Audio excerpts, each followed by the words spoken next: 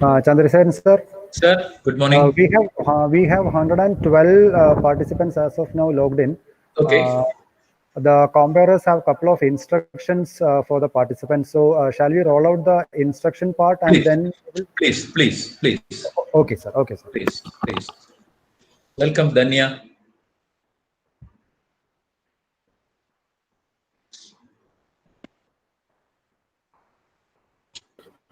Yes, sir. Good afternoon, sir. Good afternoon.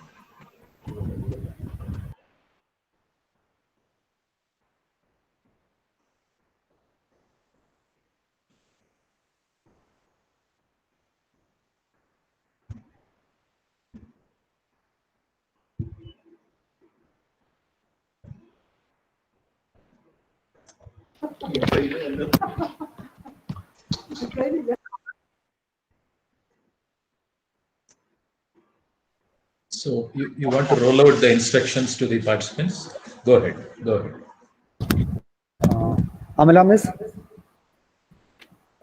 Srishma, Akshay, you are all on. Yes, sir. We are standing by for your instructions. We are standing by for instructions. Yes, I will start now. Yeah. Please.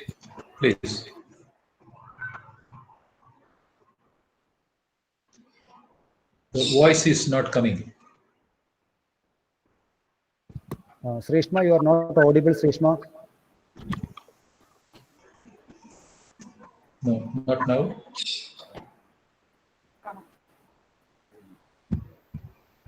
Srishma is not audible. Sir, am I audible? Yes, sir. Yes. Akshay, you are audible, but then I am not able to hear Srishma. So could you please ask Srishma? Yeah, otherwise, Akshay, you can start rolling out the instructions. Yes, sir. Not at all a problem. May I start, sir? Please. Yes. So, hello everyone. Thank you so much for joining us today, and thank you so much for tuning in to this webinar. This conference is live streaming on FISAT YouTube channel. Before we start, let me take this opportunity to ensure that the webinar is smooth functional. So before we begin, a few instructions to adhere. Kindly mute your microphones. Kindly plug in your headphones to block out other noises. Make sure that you don't accidentally press the present now button on your screen. We will give you a couple of seconds before we kick off.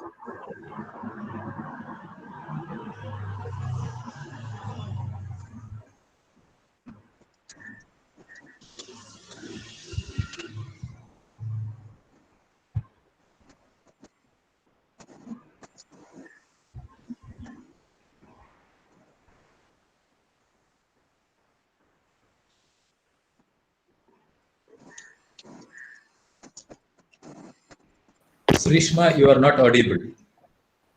Akshay, Srishma, we are not able to hear you. So, yeah, please take over from her and then do it.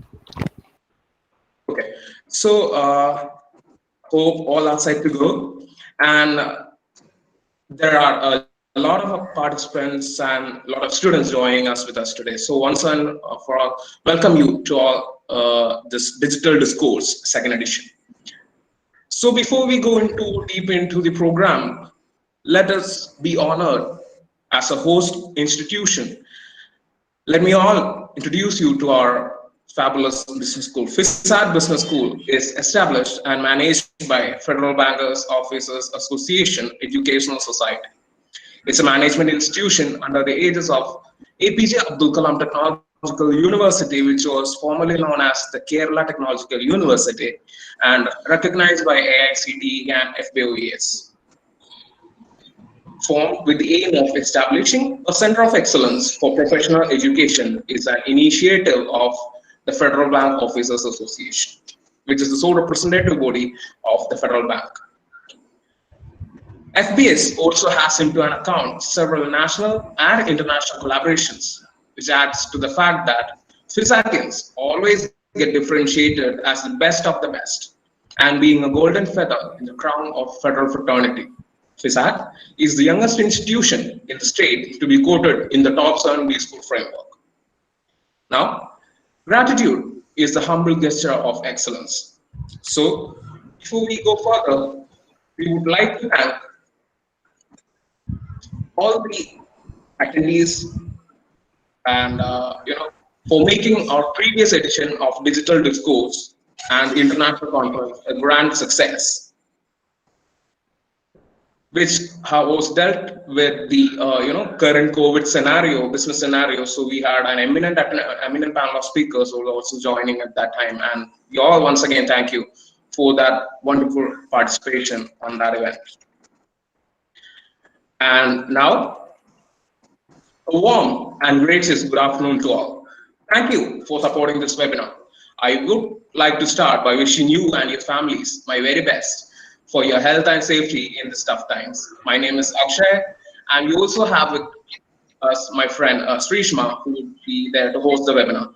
The participants are requested to respond to the feedback link that will be posted in the chat window in order to receive their participation certificate. Participants and students, kindly post your questions in the chat window that you would like the panelists to answer.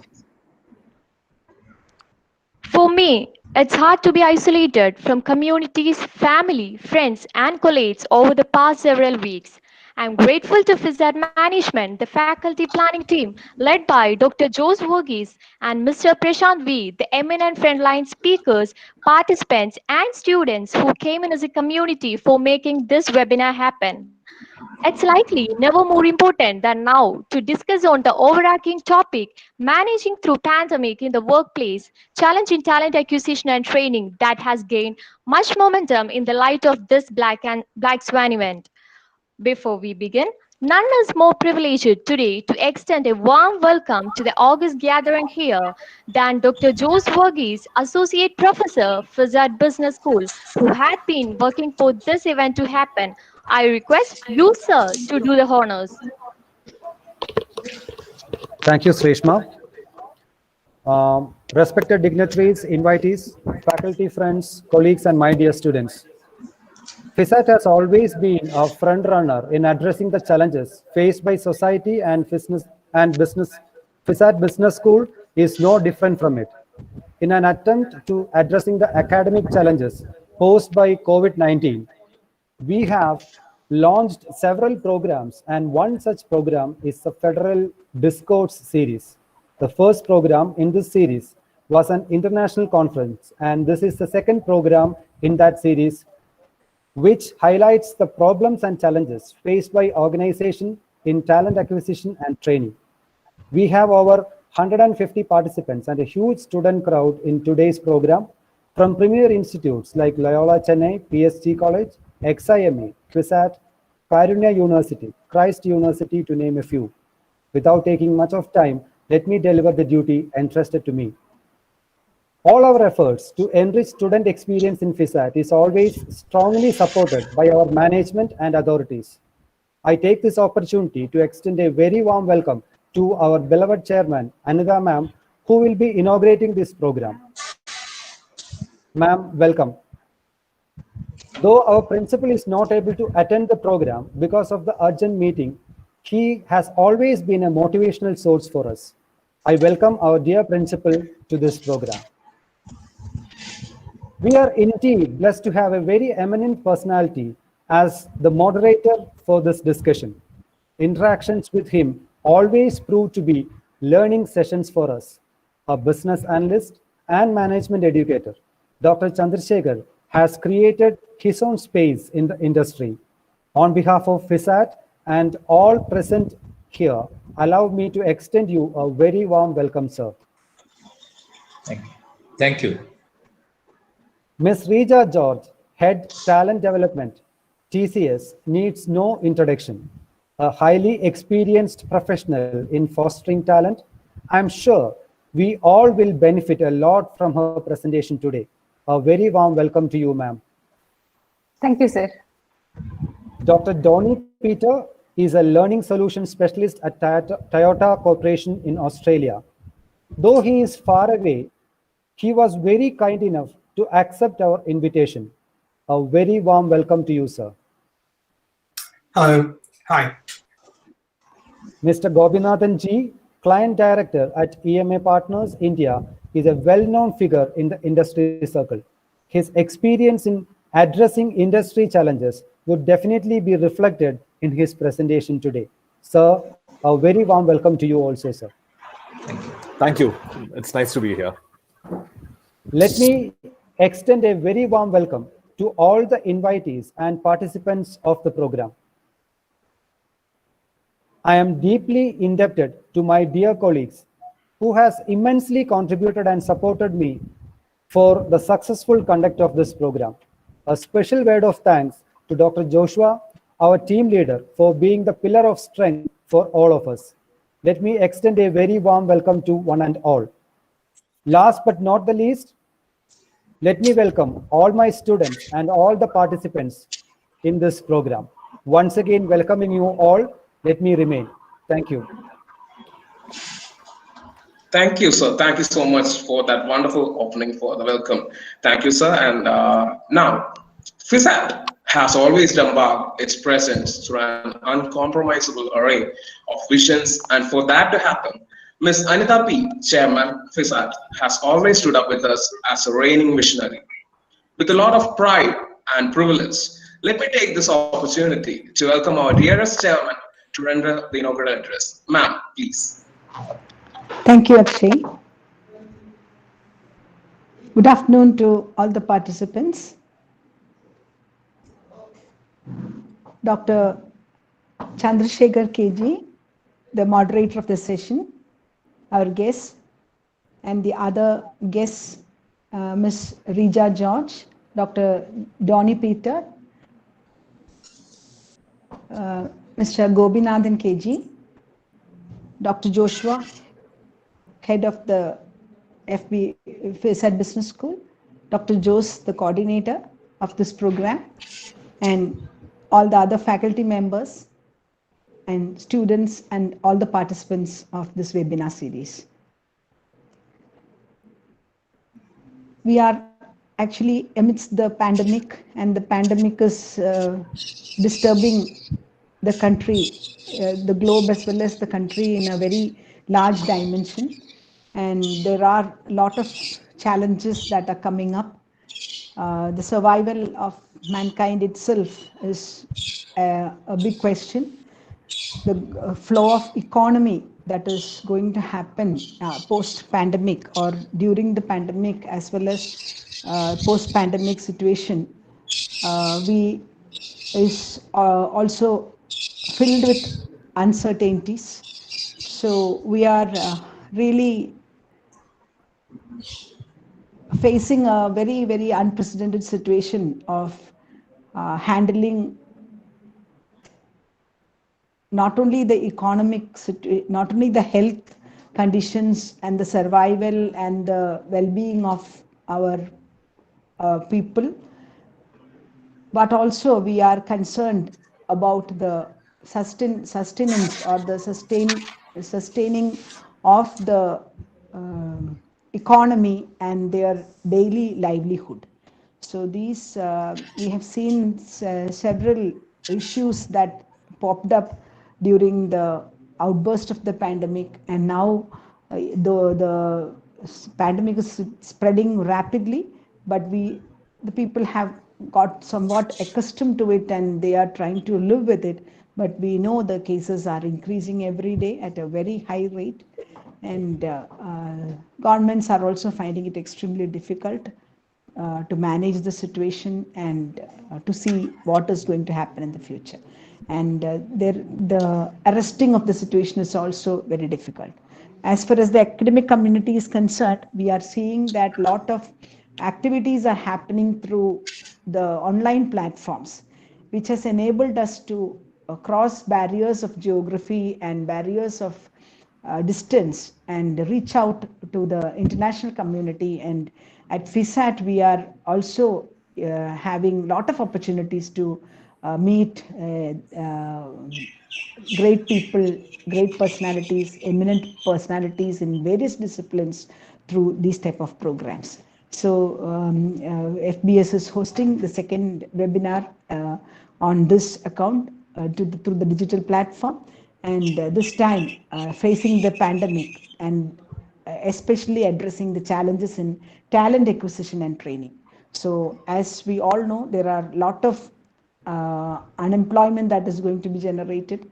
There is focus on specialization that is happening in most of the talent areas, and question of adaptability of specialized people into the changing environments are also there in front of us. So we have great eminent personalities today to address this program.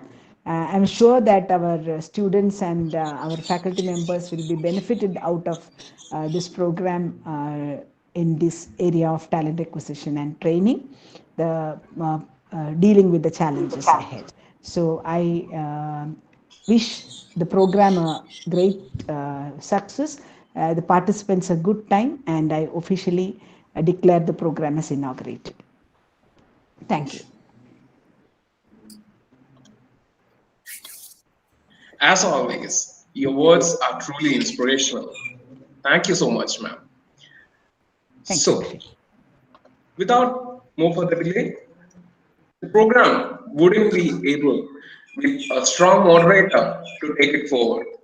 Today, it's my great pleasure to have a very distinguished panel of frontline experts who will address different issues on the impact of COVID-19 crisis in the workplace and suggest practical models to cope with its ripple effect. To begin with, I'm profusely elated to introduce Dr. Chandrasekhar, who will be the moderator for this webinar. Professor R. Chandrasekhar Menon is a healthcare professional turned renowned professor who started his career with Sarabhai Chemicals in analytical side of healthcare marketing in 1977. And he's also groomed to the position of heading a global conglomerate, Bebron, a global leader in healthcare for Asia Pacific region. He has 25 years of industry experience and 15 years of experience in working in academia. Currently, he is the founder director of Swift Management College, Punjab, and visiting professor to IIMs, XLRIs, and SPJ. Dr. Menon has also trained top-class institutions such as Apollo, Fortis, KMCH, MIMS, and KIMS in the healthcare industry. His academic credentials include PhD from Washington University, USA, MPhil in Environmental Economics, Madras University, Master's degree in Sociology, Economics, Psychology, and Public Administration. He also completed his graduation and MBA from University of Calicut. It's a privilege to have you, sir, with us today. Sir, I welcome you to introduce the theme of the webinar. Sir, please. Thank you. Thank you, Akshay Sunil. And I profusely appreciate the management of this great institution, FISAT, Federal Institute of Science and Technology, and Anita, who gave a presidential address, and my professoriate colleagues who were responsible for conceiving and now delivering this program to the august audience. I will make the point very crisp and just for less than 3 minutes, because I wish my industry colleagues should spend more time than me. I am only a passing cloud, trying to connect them. Two things are very important in any industry, and especially one of the domain called HR. If somebody asks what is the core purpose of HR, I should say boldly and bluntly, only two things. All other things are derivatives of these two things. Number one, to do the current job in the organization effectively. Whatever said and done, the current job has to go. Number two, to prepare the organization for tomorrow. Because whatever relevant today, whatever the technology today, whatever the customer profile today will undergo a lot of changes unless the company, the organization is preparing the people within that organization to face the challenges of tomorrow. That organization cannot survive and cannot succeed in the days to come. So two things. Number one, to do the current job effectively.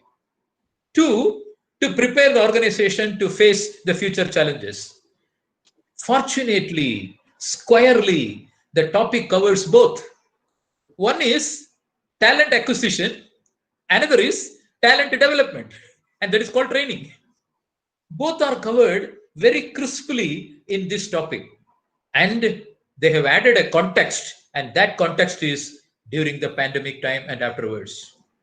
That is now and afterwards. We call it as a new normal or a next normal. That's it. How the HR is going to face the challenges during pandemic and post-pandemic, and especially in the two domain. One is talent acquisition, another is the talent development. You call it as training. We are very fortunate to have three top-class people drawn from different industries, experience and exposure, put together, if I understand correctly, approximately 75 years of experience and expertise, all three put together. In a domain, all are available today under one roof today, in a very condensed and precipitated wisdom we are going to get from these three people, and that is a fantastic thing. We are going to have it today. Talent acquisition. The business models are changing. Business nomenclature of the business is changing. And the technology is changing. The needs of the people are changing. The products are changing. In this changing paradigm, in this changing atmosphere, there are many people want to call this economy or the type of the industry as what is called VUCA world. Volatile, uncertain, complex, and ambiguous world. And in this world, if there is one resource that has to be managed very effectively, it is not money, it is not material, it is not technology, it is not anything, it is but the manpower. And these three people put together, they are going to give us a condensed wisdom, not only the Indianized, but also international context, how they are able to manage people all through the gambit of starting from an induction to the retirement or superannuation. And that is the hallmark of our discussion today. I cannot ask anything better from FISAT for selecting those wonderful people to deliver the session. I cannot ask anything better than FISAT to organize a program which is very relevant and contextual during this time. And therefore, I am with abundance of appreciation to this institution for coining this topic and selecting the people and delivering it before all of you. And I am sure 100 plus all respondents here, they will have a pleasant menu of opportunities presented in front of them. What a textbook cannot cover, what a bundle of textbook cannot cover, we are going to see, we are going to hear in the next few minutes from these three people. With this preamble, I am now sharpening the senses of all the 100 plus odd people here with the two important parameters. Number one, whenever there is a discussion coming in front of you, whenever there is a point of view presented in front of you, kindly try to understand, appreciate, compare, and try to understand how it is relevant to your workplace and how it is relevant to your work situation and how you are going to get benefited out of this, whether you are a student or a professoriate community or people coming from that industry, because this is coming to you with a lot of careful thoughts and experience, nothing less than that. So this is my appeal to the audience, to give your entire senses available for the next 1 hour or 2 hours. And at the end of the session, when a speaker is out with his presentation, please try to ask the questions that is relevant and contextual to the presentation. The presenter and also the whole group of people, not only the person who is presenting, but also the other panelists also will be joyfully, enchantingly, blissfully, thankfully would like to contribute to your question so that you will leave this auditorium, you will leave the Zoom room with a questions answered, and you will really cherish your presence here. Thank you very much. I am done for the time. Thank you, sir, for giving us insights on serving this pandemic. And thank you, sir, for introducing us different business models like VUCA to help us cope with cave effects. Thank you, sir. Next, with equal pleasure, I would like to introduce to you Dr. Donny Peter Chaco, who is presently working as Learning Solution Specialist at Toyota Motor Corporation, Australia, and is a passionate leadership development professional with over 12 years of experience in workshop facilitation, instructional design, learning experience design, and educational technology consulting. He has also worked as Senior Leadership Consultant at Peterson's Leadership Consultants, LLP, as lead coach at Live Alive Foundation, and at Nordic Power Designs as Business Development Manager. Dr. Donny is a graduate in BBM from Christ University and has also become one of the distinguished alumni of Assumption University, Thailand, by securing the master's degree in business administration. He is also certified by IBM for solving problems with critical and creative thinking. Without much ado, I invite you, sir, to address us today. Sir, please. Thank you very much, Shrishma. Am I audible to everybody? Is my audio clear? Yes, sir. Yes, sir. All right, that's wonderful. Thank you for that introduction, Shrishma, and thank you, Dr. Chandramenon, for that beautiful preamble to this webinar. I'm really honored to be here, and I thank the management, Anita ma'am, and also all of you guys for having taken your time to listen to us and the other two distinguished panelists here. What I'd like to say is we're living in a time of change, of something that we've never really anticipated. We never thought would be possible. Nobody really, as one of the speakers mentioned at the beginning, it's a black swan event. It's something that nobody could have really predicted. However, it also means that everything that we did so far has changed, right? We're talking about a time in which all the algorithms that we have built so far will malfunction because of the year 2020. Right? Because you can't look at a trend analysis of anything that happened, because suddenly you have a dip in every service. You have a dip in people hailing cabs, you have a dip in payments, you have a dip in air travel. So none of your historical patterns are going to really accommodate. So you have to really, you're talking about changing algorithms. Everything is affected in this time. It also means that a lot of business practices have shifted. So you might have known by now that Twitter has announced a work from home forever policy, right? So you don't need to come to the office ever. Google has started a 1-year work from home arrangement, and most companies have that flexibility arrangements set up. So it's a completely different scenario. What it also means is everything about talent acquisition, talent management, and learning and development in organizations has also shifted.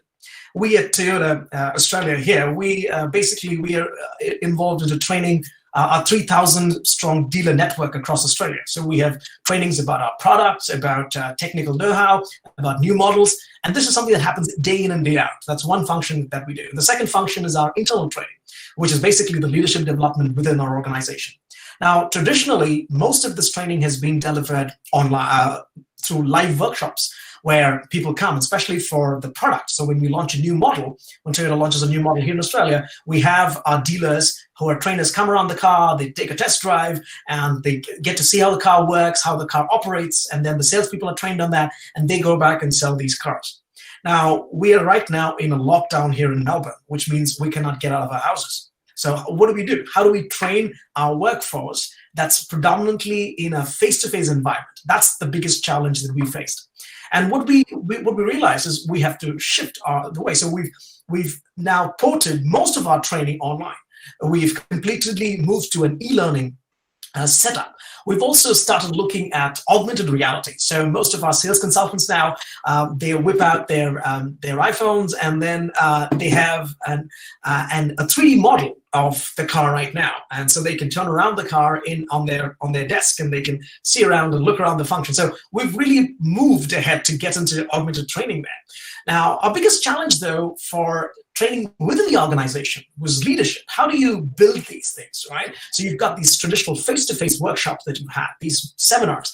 So we had to move to online webinars. We had to move to a lot more of design in terms of our training, a lot of instructional design involvement. And now we have simulation trainings, we have branching scenarios, we have training that's conducted online.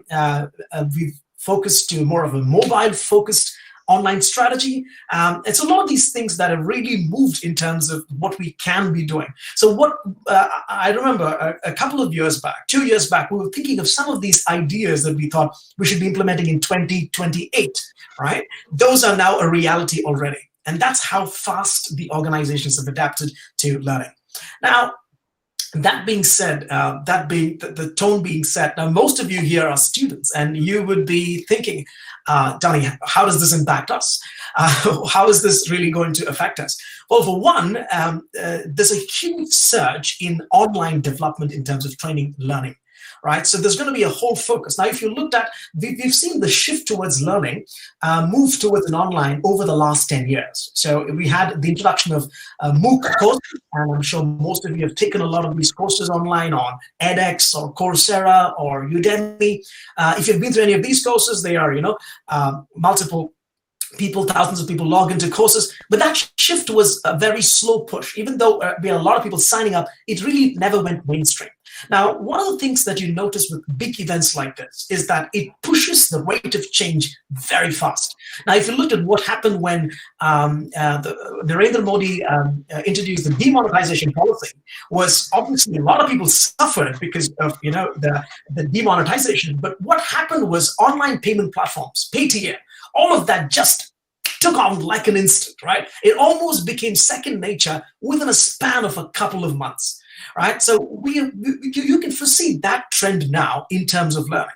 So for an institution like FISAT, right, one of the surprising changes that's going to happen is as an institution you'll need to move now, because the trend has shifted online to micro learning, to more of learning on demand, for demand learning that's based on maybe student analytics, where this student can do this much, and this case study is solved like this. He needs to get another case study that can matter to them to develop them further. So you're talking about a lot more of technology being involved to give a lot of real-time, on-demand learning. So that's one thing that'll be affecting you directly.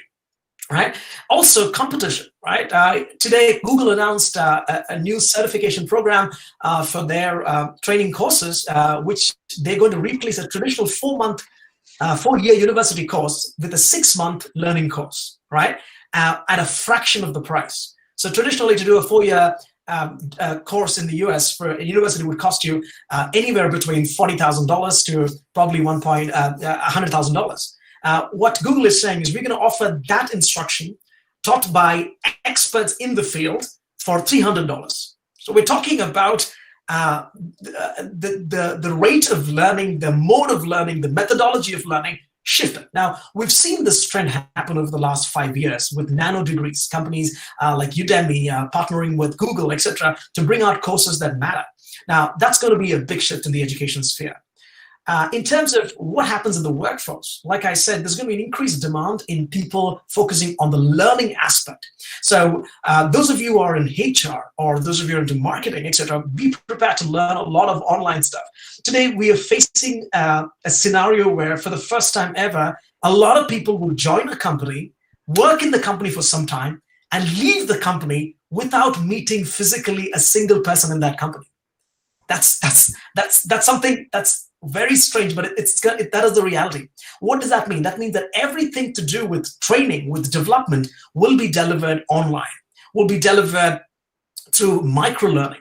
So when you join your companies, you'll be doing a lot of learning. So how can this help? You can do a lot of that learning even before you join the organization, right? So go online, look at skills that you can develop. So most of the skills that we're looking for in companies when we hire people, especially for the future workforce in 2030, are critical thinking, problem solving.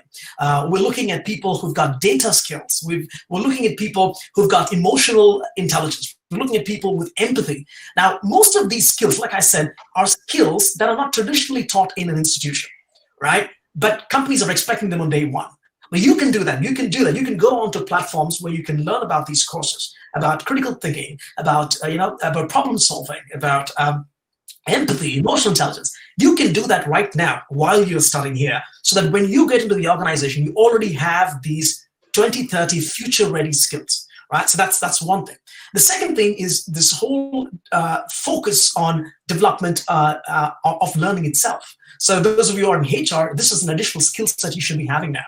I'm talking about the area of learning design, all right, or instructional design. So if you guys have heard about that, this would be a great place to start off. So if you look at how you can learn instructional design or learning design, or those of you who've got a creative edge to it, it's time to get into technology that's augmented reality. So it isn't too different from those of you who are playing World of Warcraft, right? Or any of your online RPG video games. So those games are built on platforms such as Unity and what is that? It's Unity and Unreal, right? These are the engines on which these 3D games are built. However, today's learning is going to be based on those. So tomorrow you'll have a lot of simulation-based training that's going to use the same game mechanics that Unity or Unreal uses. Which means if you have, if you're still an MBA and you've been forced to do your MBA, but you still love playing 3D games, you have a future in the workforce of the future, because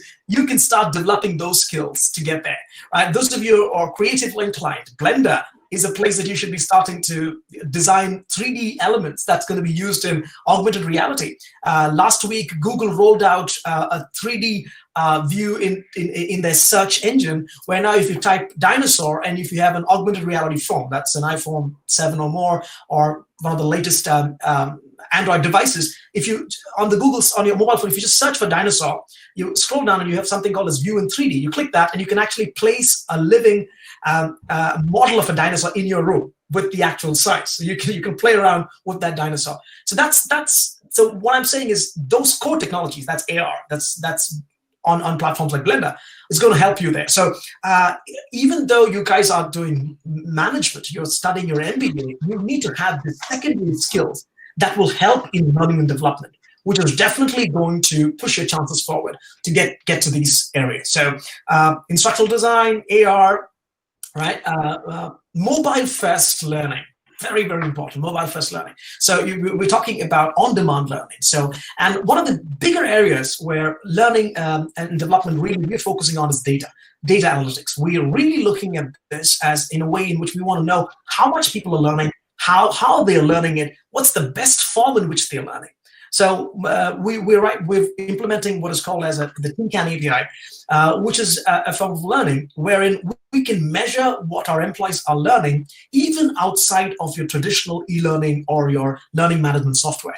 So when one of our employees is basically reading an article on LinkedIn, or they switch on and watch a video on YouTube on their iPad or on their mobile device, that gets added on to their learning history. So we can look at a collated understanding of what the employee is learning and piece it together and develop an algorithm and say, this is what the learning is. And then we can measure that to business outcome. And there we can know, by this employee, because they've learned this much, they're using a lot of this technology here. They've utilized the skills in their work area. We know that the business in that development in that area has increased by this much. So it's a direct correlation, something that we could not have measured before. Today we have that. So what does that mean for you guys? What it means is data analytics. If you guys have an idea about data, you like something about data, now's the time to go into it. Go into studying how data analytics work, how, going about, big data. You'll need to be putting this as an additional skill set. So when you get into your company, you can say,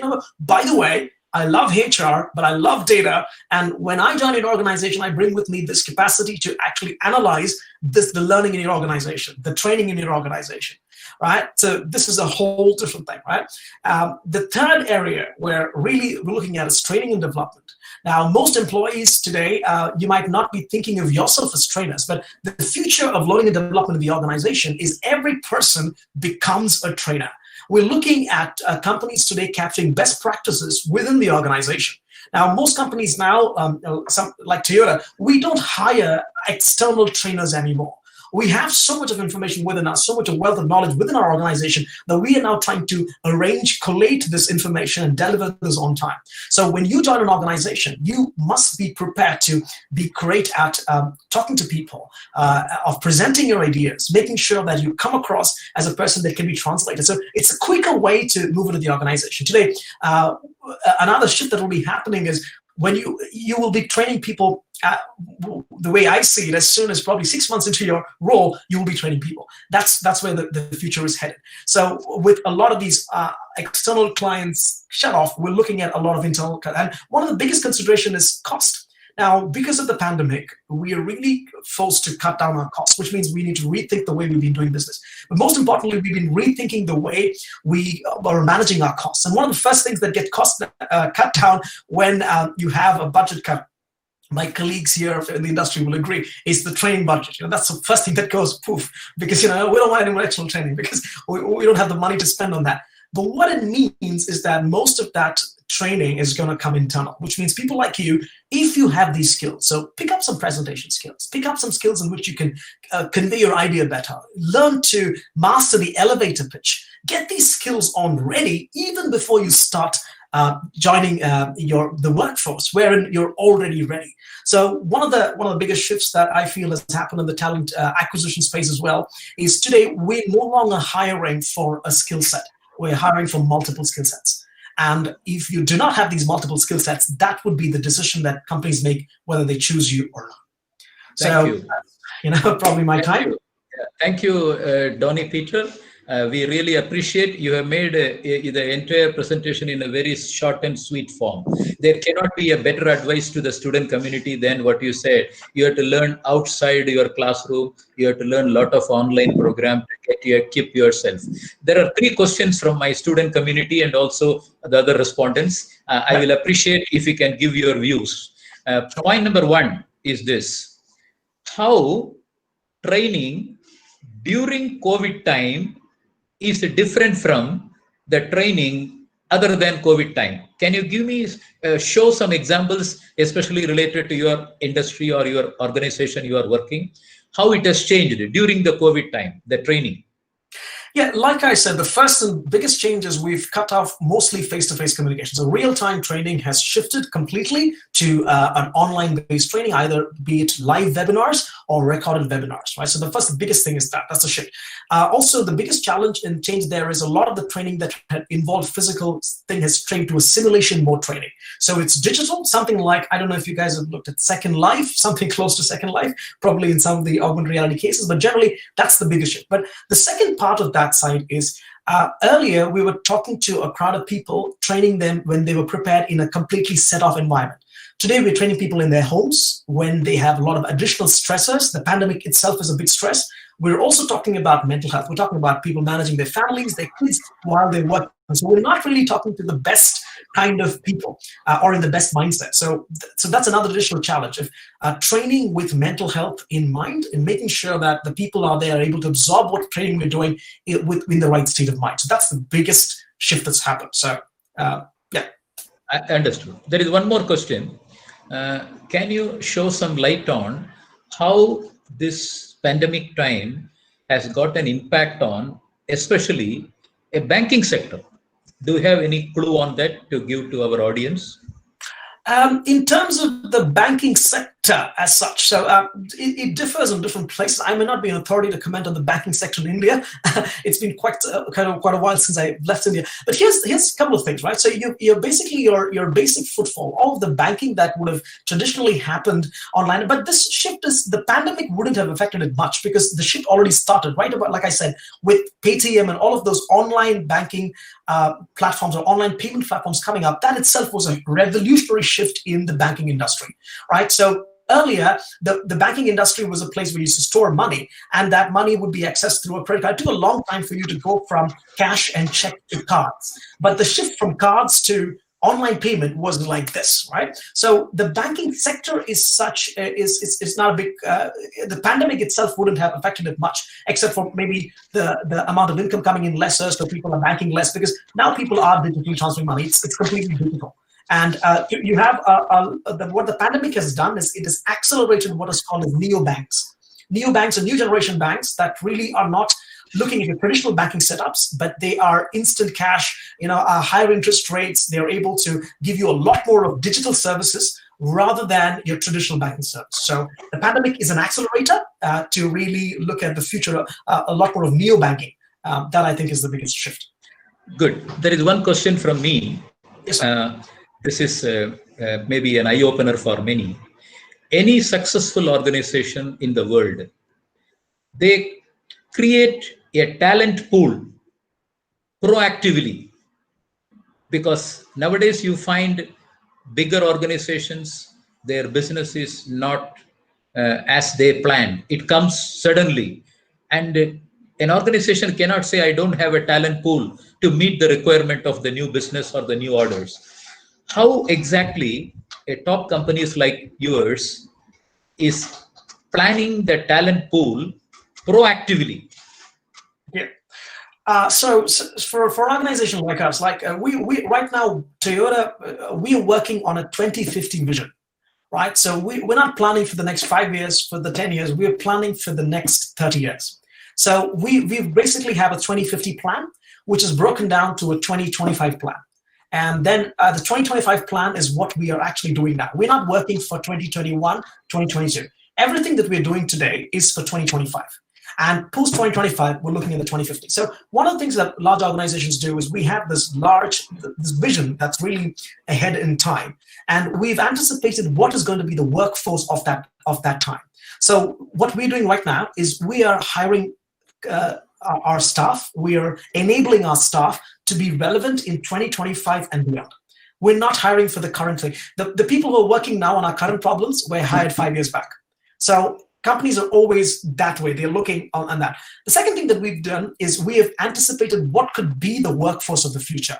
So for Toyota right now, we're no longer an automotive company. We are what we call ourselves a mobility company. We are the largest producer of automobiles in the world. However, we're not a car maker anymore. We're into mobility. What that means is connected car services. What that means is subscription services for cars, right? So like how you would pay for Netflix, you'd soon pay for a Toyota subscription, wherein you just have to open up your app and then you have an automatic car that comes, picks you up, drops you off, and then goes on to fetch the next car. So that's, and when I talk about this, this is not fiction. This is what we started already trialing these cars in what we call as Woven City in Japan, where the headquarters are. So to work on that prototype now, this was part of our plan 10 years back. So you get me, right? So in terms of developing our talent pool, we have anticipated the needs of the workforce of 2030. And we've really started working and building those skill sets into our employees right now, so that by 2030, we're meeting those problems. So that's how we plan. This is what we understand when Tesla says, yeah. Tesla says, we are a company, a software company on the road. That's right. That's right. They never said we are an electrical car company. We are a software company on the road. That is true. That is true. And the future of mobility is that people are no longer going to buy cars. And we know that. We know that because we're the largest car maker in the world. We have to be worried. So. True. Now, one last question. Yes. Can you please give your advice to the students of MBA in India? What all the key areas they must focus on for the next 1 year or 2 years? The focus. Yeah, like I said, the first thing that you must be doing is multiple skill sets, right? Multiple skill sets. You need to start saying, you might have a specialization in marketing or in finance or in HR, but that's just a domain in which you're going to work. That's not what people are going to, you're not an expert on marketing, right? You just have an interest in that area. So when we're hiring you, we're looking for skill sets. We're saying, do you have the analytics? Do you have the presentation skills? Do you have the deep problem-solving skills? So first thing is develop those skills. So that's the first thing. So it's not the domain you're going into, the skill sets that you need to develop that can be relevant in any domain. Second, do your research and say, you know what, if I'm choosing marketing, if I'm choosing HR, here are the top 10 companies that I want to be getting into. And then work backwards. How do I get into those companies? So do your research on those companies. Start contacting people in those companies. Use your LinkedIn networks. Try to facilitate some conversation with somebody there who can get you that internship over there. That's the and this is for any student, I would say. Your internship will be the first place where you're going to start to really move into that area, right? And number 3 is look at online as the next leveler in the world. So anything that will be done, especially now the post-pandemic, has to be done online. So how are you having these skills that's going to be relevant in an online-only situation? You start looking at through that lens, you really start to prepare yourselves, right? And I cannot say enough about places where you can go and get information or learn, like Coursera or edX or Udemy, where I think for free you can go and get yourself knowledge from the world's best thinkers, right? Please do that. Please do that, right? I know you can sit and watch Netflix for the next 6 hours on repeat, right? As much as you can, but trust me that those movies are going to be on Netflix. They're not going to go away, right? Instead, get those courses in, and you can sit and watch all the Netflix you want for the rest of your life. So that's so in net, we really appreciate that you are giving one-line message to the participant, especially the student community. You have to equip yourself. Yep. More skills, more talents. The future is going to be largely online, and all the conservative tools that you have been using till today may run out of business, and you have to equip yourself more. We cannot ask anything more from you, Mr. Dr. Dhoni Peter, and we really appreciate your gesture and your time, and it is time for us to move to the next speaker. Thank you very much indeed. Thank you, sir. Thank you, sir. Thank you, sir. Thank you so much, Mr. Dhoni, sir, for taking time out of your busy schedule, and it really means a lot. And thank you, Chandramohan, sir, for having a smooth running Q&A throughout. I really appreciate it. Thank you, sir. Thank you. Next, let me introduce to you Ms. Rija George, who is currently heading talent development at TCS Kochi. She has commendable experience with banking, retail, and telecom domains, and has performed the responsibilities of project lead, systems test manager, release manager, and delivery assurance manager. She also has experience in software process and has worked as audit and compliance manager too. Ms. Rija graduated in Bachelor of Technology from National Institute of Technology, Calicut in 1996, and is also conferred with a postgraduate in Human Resource Management from XLRI School of Business and Human Resource, Jamshedpur in 2015. She also has handled academic relationships for Kerala region from 2012 to 2016. Ma'am, kindly do the honor of addressing us. Ma'am, please. Welcome, madam. Thank you. And good afternoon, everyone. It's indeed my pleasure and privilege to be part of this program organized by FISAT Business School. I would like to start by thanking all the organizers who took this initiative to ensure that we are having a cycle of continuous learning enabled for everyone. I would also like to thank Dr. Chandrasekhar sir for connecting with us and then coordinating this very beautifully, and all my co-panelists who are contributing very effectively to this topic that was of high relevance at this current stage. And I could see that the pandemic could confine us to our homes. Our physical bodies could be confined, but it has not confined our minds, our spirit, and our desire to learn and continuously grow. So with that intro, let me just present my slides here. So I hope this is visible to everyone. So this is a story from the organization that I represent. That I got into TCS in the year of 1996 as a campus recruit, as a fresh recruit, and had been with the organization since then. So I was telling Dr. Chandrasekhar sir that I am kind of born and brought up in TCS. So, and you can also see that this. I have some acronyms here, talent development, BC, DC, and AC. So it's like all the acronyms are also getting changed. BC is not before Christ anymore. It is before COVID, and during COVID and after COVID. So this is how I would like to structure my presentation, and I would like to communicate with you based on this. So this is a business story that I'm presenting to you with TCS. So all of you would know it's a pretty large IT organization with 440,000 associates spread across 46 countries and consisting of 146 nationalities. And we have internal operating units and close to 100 plus operating units, and 82% of us are digital natives. So all this if you look at from the business perspective, are all advantage TCS. We are from the knowledge industry, from the IT industry, and human capital is the biggest asset for us.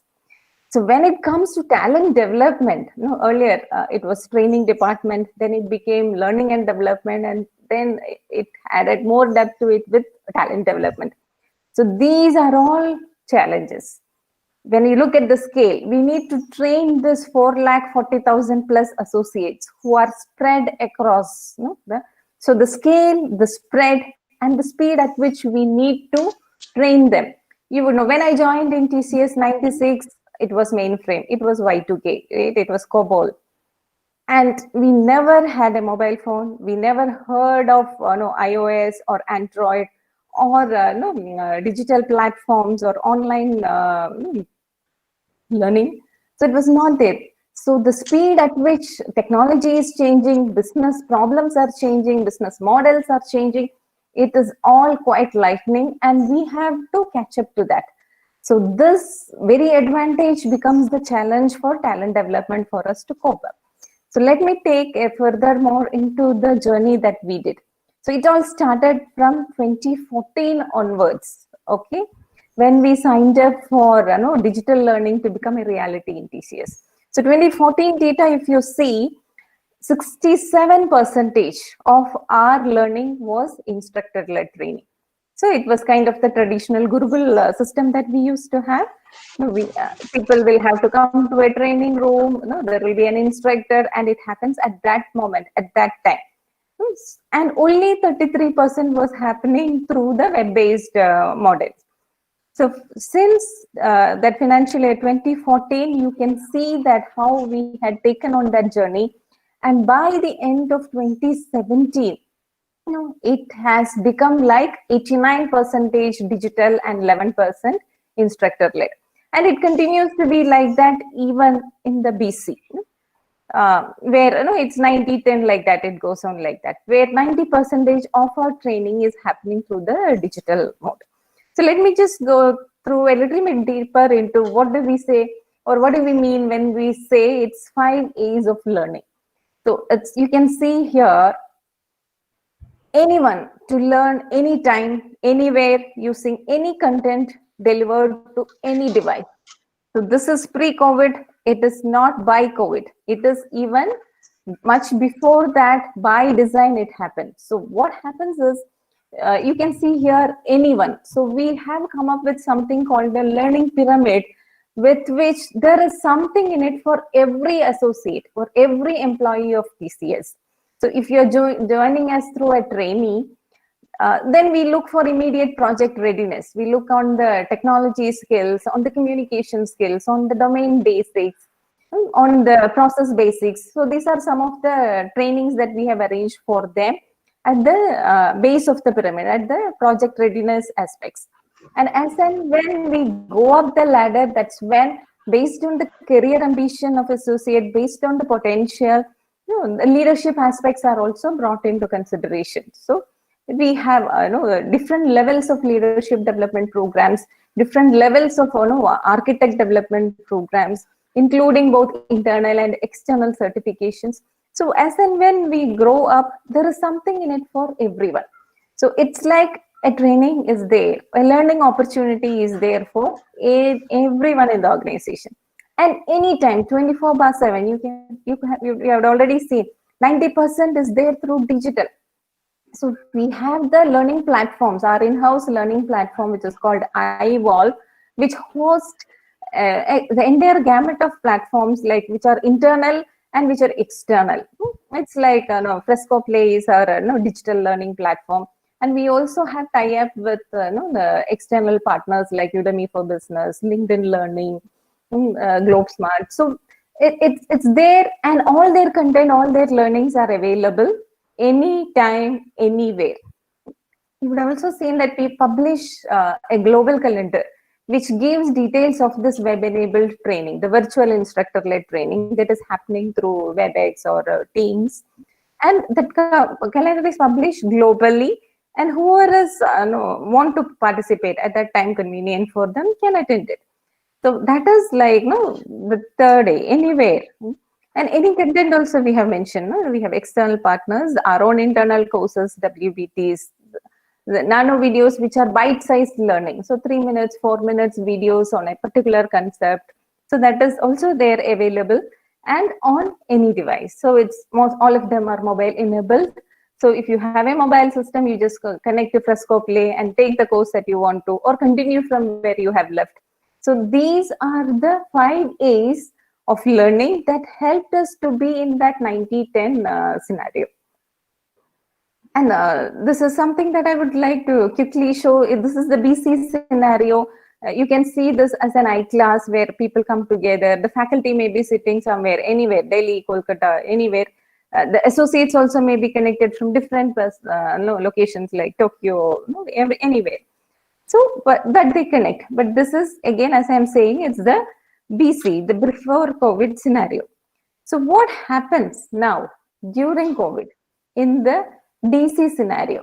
So if you're following TCS, you would have heard this term SBWS, Secured Borderless Workspaces. This is something that helped us. This the groundwork or the vision of this had again started much before the COVID. Everything was in place. So COVID just become a trigger for us to put that into use, put that into application the sooner. Today, 99% of our associates are working from their homes using this secured borderless workspaces. And it has ensured a seamless business continuity for our customers as well. So this had ensured that all of us have got that seamless access to the learning infrastructure, learning resources as well. So I was talking about that 1090. So it has become 100% digital now. So why it was digital is like some of our leadership development programs had this activity where people come together, they do some games. So those, and we used to have a local coordinator facilitating that, though the majority of the training is happening digitally connected. So that digital mode became 100% digital learning delivery. And there are a lot of focus and emphasis on the different modes of learning itself. Learning through participation in hackathons. So we are having weekly hackathons now, every Friday, 2 hours of hackathon. And monthly, day-long hackathon is happening. And playgrounds are provided to the associates where anytime they want, they just connect to the technology that they need, and then they, work around or play around with the code that they want to construct and all. And ideathons where a group of people, a team of people come together and work on a problem that is given to them, generating hundreds of ideas. Currently in TCS Kochi also there is something happening like Thinkathon, where we are encouraged to provide ideas related to the post-COVID community services, technology, inclusion. So all this is happening, which are additional ways of how we can have the learning and also apply the learning. When we talk about the collaboration, connects, and the communication, absolutely essential. Now, in the previous one also we were seeing how that collaboration aspect is important. Never before, all the functions of HR, we have different functions, talent acquisition, talent development, resource management group, talent management. So all of them are coming together and addressing the needs and the requirements of the business and the associates, and the different connects that we have in place, the communication mechanisms. So when we say connect, it's right from the CEO. We are all connected through Teams, and they conduct every quarter town halls where CEO participates and CHRO participates. Chief Technology Officer participates. So it's that collect and collaboration with associates that gives a feeling of engagement, that gives a feeling of care that is very much required during this time. And it's not only the technology things that happen, it's not only the soft skills that happen. It's like sessions, we invite people from outside. Like we had a session with Jonita Gandhi, we had a session with Chef Ajay Chopra. Then we had a session with John D. Rhodes. So all these things are happening through TCS collaboration platform. The Teams, we have a session. So, and how that transparency of that communication is required to keep everybody, at ease and at peace. So this is what is happening during the COVID-19 phase. And what is the result? What happened during the COVID-19 with all this? So you can see that in that quarter, where April, May, June. So, I remember March 16th was the last date I went to office. From March 17 onwards, I'm working from office. So, March pretty much is gone. So from April, May, June, the quarter that is gone by, if you see, TCS associates have logged 8.8 million learning hours. And that is 24% increase from the previous quarter, where we didn't have this COVID situation much. And you can see that 974,000 competencies were gained by your TCS associates, and they have acquired 297,000 certifications. And this is the results that has come with all our learning infrastructure, the learning platforms, everything that is put into place for our associates to consume using 5A. Anyone, anytime, anywhere, any device, any content. And you can see that I talked about this hackathon that is happening. On a weekly basis, approximately 1,500 associates are joining in these hackathons, virtual hackathons where it happens. And I would also like to highlight about the connect that we have with our our recruits, fresh recruits. They have not even joined TCS, but we had connected with them. Close to 40,000 of our recruits connected individually, one-on-one, and checked about their well-being. And we also offered them all the certification, the opportunities for enhancing their technical skills through this advanced technology certifications called Ascent. So we have seen that 49,000 plus registrations are there for these 29 advanced technology certifications. So this is the results from the quarter that went by. And now what next? So this COVID-19 has come like a turning point in history. In 2018, I was thinking that the great flood will be the story that I'll be telling my grandchildren. But no, it came 2020 and there is another bigger story to tell, right? Like how we understood the value of the things that we take for granted. The simple thing like going out of your home or meeting someone, all the things that we take for granted. What is the value attached to that? So it's a turning point, and it's not a short-term response that is required for this crisis. Neither we should consider this as a new beginning. This is going to be, Dr. Donnie also talked about as a new beginning, as something that is going to be a new normal for us, right? And you would have also heard our CEO and COO making the announcement that by 2025, only 25% of associates in TCS will be working from office, and only 25% of their time. So that is the new beginning, a new normal, right? And what is it that we require? I particularly liked it when Dr. Donnie said that Toyota is shifting that purpose from a car manufacturer to mobility. So that is the shift from a product to a purpose. So that's how it is going to be. Rather than focusing on products, what is the purpose? What is driving human beings? Ultimately, every product, everything is solving a human issue. And there is a purpose behind why we as human beings want to do that. It is mobility, it is communication, it is entertainment, it is wellness, it is fashion. It's all purposes that we all have. So that's what organizations would be focusing on addressing. And what is it that help us? The resilience, the adaptability. There is no problem in us falling down, but there is a problem if we are not getting up from there. That indicates how resilient we are, right? And how adaptable we are to the situation. You had seen that. If you ask me in TCS, like we are working from office, we are working from home. There is nothing that has changed much. Everything that is available to us for learning is available now also, earlier also, but even more opportunities. And lifelong learning, it's like a core value of TCS, and we truly live to that, and this is something that every one of us also should be having. The moment we stop learning, that's the moment we stop growing as well. And I'll just quickly glance through it. Some of the awards that we have won in financial year 20, like ATD Best Awards and all. So with that, I come to the conclusion to say thank you, stay safe, stay healthy, and emerge stronger from this.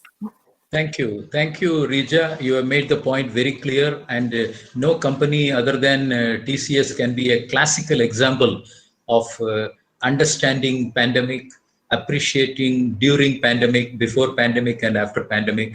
You have taken us a travel through what is before pandemic, during, and after.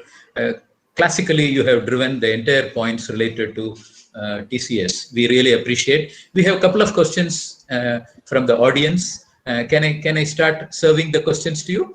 Sure, sir. Okay. One of the question is, you see, the online training was there, offline training was there. What all the training methodology or the pedagogy you have used during the COVID time?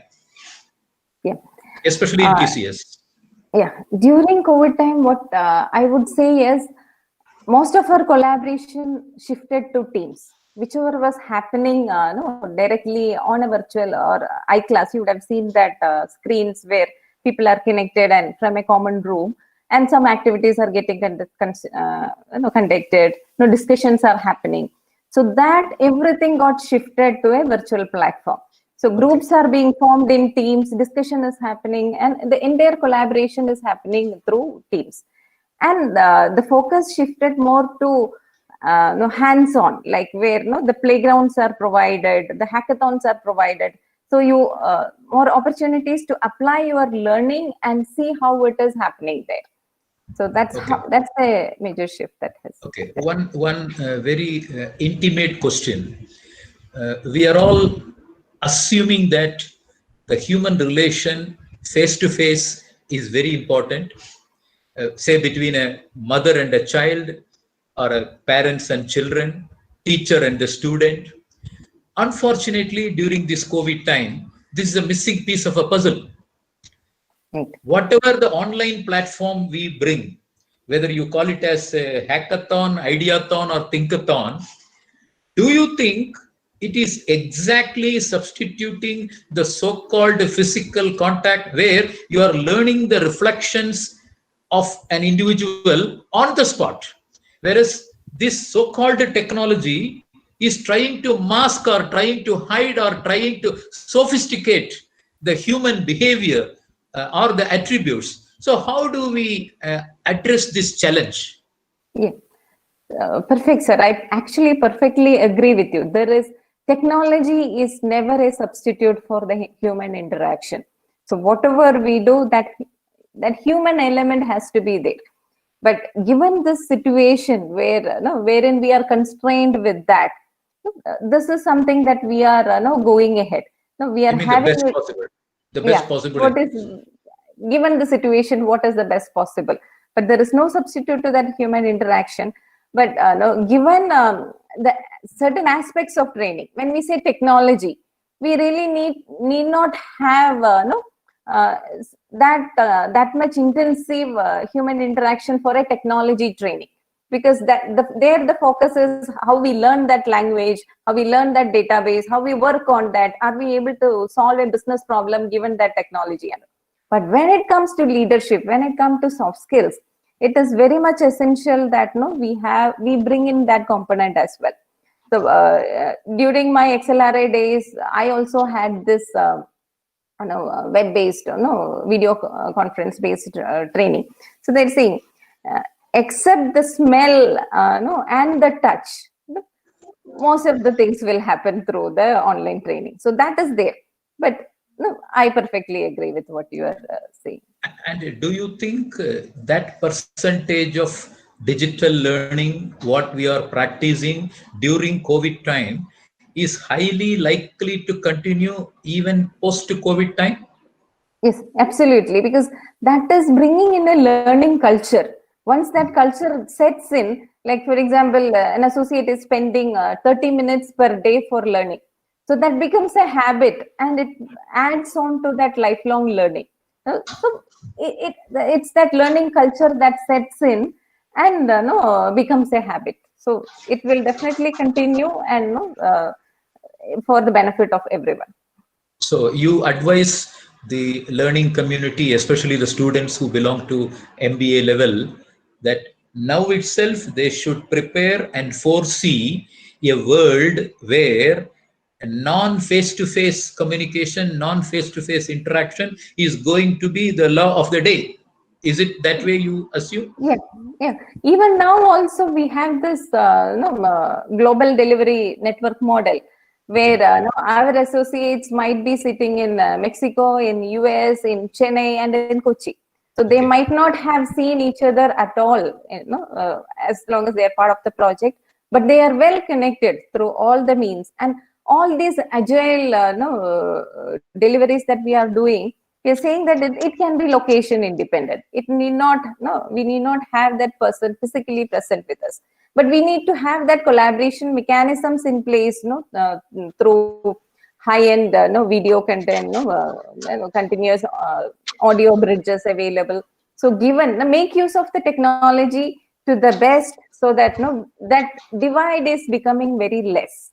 So we can work around and go through this physical divide, and that is already the norm of working for us. Okay. Thank you very much. We appreciate your contribution. We invite the other panelists also to add or contribute anything to the points given by Rija. Can I ask for Donnie or Gopinath to add something to the point given by Rija from your perspective? Because I don't have many questions from the audience. I think she has answered all the questions. She made the audiences still bound. Mr. Dhoni, do you think you can add something to this? What is the perspective given by Rija or Gopinath? Yeah, absolutely. No, in fact, I could relate to what Rija was saying in terms of this particular pandemic, not just throwing up challenges, but opportunities as well. Okay. Right, in terms of digital learning and things like that. See, like it or not, digital learning, digitization, online platforms are here to stay. There is no running away from it, because I really don't expect the old normal to return anytime soon. And the more and more you adapt to the new normal, then that becomes a new normal for us, right? A new way of doing things. So totally understand and totally relate to whatever she has told. Actually, that is my point of view. Oh, absolutely. Thank you very much, Rija. You have made our day. We are indeed very much indebted to you. Thank you very much indeed. And thank you, Mr. Gopinath, adding your color to the perception by Rija. And thank you. And now I am going back to Akshay Sunil to invite Mr. Gopinath. Akshay Sunil, please. Thank you, sir. Thank you so much. And thank you, Rija, ma'am. Thank you so much for that wonderful session. And thank you, Chandramohan, sir, for taking it much smoother. Now, let me take this privilege to introduce to you Mr. Gopinathan PG, who is serving as a Client Director for EMI Partners India, wherein he conducts high-impact senior-level general management and functional leadership search assignments. He also dedicates time by partnering key stakeholders for strengthening the firm's digital, consumer, and retail service practices in India. He has also served as a consultant for Prom Group and Oracle. In addition, he has also spearheaded numerous executive search and succession planning mandates for multinational and family-run businesses. He has advised a wide spectrum of clients across automotive, chemical, clean tech, construction, and building materials. Prior to moving into the executive search, he was associated with the blue-chip multinationals and mid-sized firms consulting for their clients across Asia Pacific, Africa, and Europe. Mr. Gopinathan holds a bachelor's degree in mechanical engineering from Kerala University and has also earned master's degree in management specialization in human resource from ITM Business School, Mumbai. Sir, it's our honor to have you with us. Kindly address us, sir, please. Hey, thank you. Thanks a lot, Akshay, for that introduction. In fact, I keep on telling this. That was a good part of that introduction, is that they only speak good things about you, right? So just to give you a quick background, I have been on the other side of the table, not too far, not too long back, maybe 10 years back. I used to be one of you guys sitting on the other side, listening to senior leaders addressing us in our B school, 2010-11 I'm talking about. But any which way, it's a privilege and it's a pleasure to be over here in the midst of some eminent speakers, not to forget Chandra Menon sir, because we had a wonderful conversation last week. Thanks a lot for inviting me over here for this particular session.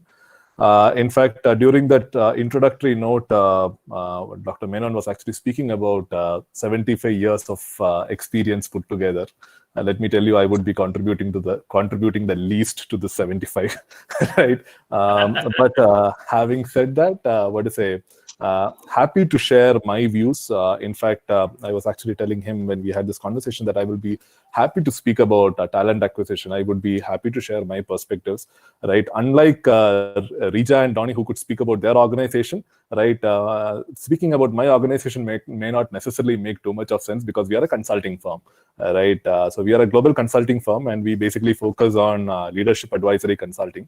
But the good thing, if you ask me, is the fact that I do, consult for a lot of senior leaders in the market across industry sectors, right? Which means I would be in a position to probably share some inside-out views from these organizations, right? With that context, let me start off. In fact, before I even jump into COVID and the implications, let me tell you, if it was not for COVID, maybe Rija, Donnie, myself, Chandra sir, and all these people would not have probably gathered today over here on this particular platform. So it's not all as bad. It's definitely, there are a lot of silver linings as far as this particular COVID pandemic is concerned. However, not shying away from the fact that this has been unprecedented, right? In fact, I actually, was doing a quick Google search a few days back in terms of the usage of unprecedented as a word, right? And it has gone up roughly threefold, right, in the last 3-4 months. And that explains why we are here today. Right. In fact, I heard what the word unprecedented being used at least 3 times during the last 1 hour too. To give you a perspective, see, every organization has a business continuity plan in place. Every organization will have a business exigency plan, whatever you call it, right? But no organization across the world, right, till say January or February 2020, ever prepared for a zero revenue scenario, right? And that is exactly the circumstance that all organizations faced, right? While few organizations were impacted quite badly, certain sectors were impacted quite badly, certain sectors had a relatively milder impact. In fact, just before this particular conversation, I was actually talking to one of the CEOs of one of the large agro-commodity firms in the country today. And he was telling this is one sector which probably would have got insulated quite a lot, right, from the COVID. But even then, they also had their fair share of impact, if you ask me, right? As far as the labor market goes, right, if you look at the labor market impact goes, this is not a figure which I am quoting over here, but this comes from the ILA report, which was published recently. Roughly 7% of the working hours globally, right, in the second quarter of 2020 was wiped out, right? And this impact actually has a lot of implications beyond just, losing working hours, right? On one level, to be honest, this pandemic is not representing anything new for me because I would quote Chandra sir once again.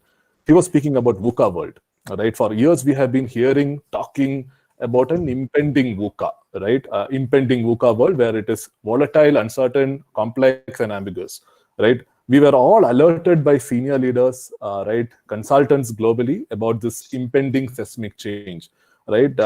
COVID-19, in my opinion, is actually a misfortune, long foreseen. Only the dates and other specific details were never published before, right? It just came out of nowhere.